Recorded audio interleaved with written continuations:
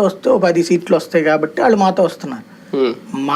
వాళ్ళు ఆయన చెప్పినట్టు అతను ఎవరు గోరంట్ల బుచ్చి చౌదరి చెప్పినట్టు ఉద్దరిలో 4 గింజలు తగ్గితే అందులో వేయడానికి పనికి వస్తుంది తాలు గింజల్లాగా అన్నటువంటి తరహాలోనే వాళ్ళ వ్యవహార శైలి, వాళ్ళ ఆలోచన ధోరణి ఉంది.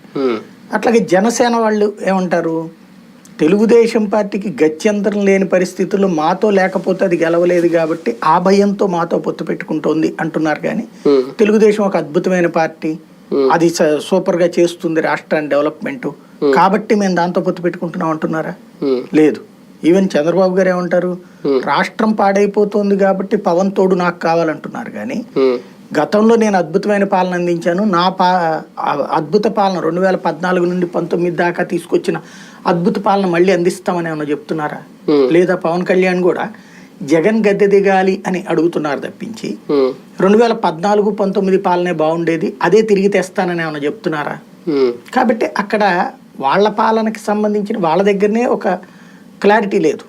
అంటే ఒకళ్ళకొకళ్ళు అనుమానపు దృక్కులతో గత్యంతరం లేని పరిస్థితుల్లో పొత్తు పెట్టుకున్నారు. సొంతగా పోటీ చేసే ధైర్యం లేక పవన్ కళ్యాణ్, సొంతగా పోటీ చేసే దమ్ము లేక తెలుగుదేశం. వీళ్ళకి ఇప్పుడు నరేంద్ర మోడీ ఇంపాక్ట్, నరేంద్ర మోడీ ఇమేజ్ కావాలి. భారతీయ జనతా పార్టీకి సంబంధించినంత వరకు కూడా అదే సమస్య అయింది. భారతీయ జనతా పార్టీలో వాళ్ళు ఎవరూ కూడా రాష్ట్ర అద్భుతం కోసం అనేను, రాష్ట్రాన్ని సువర్ణ స్థాయిలో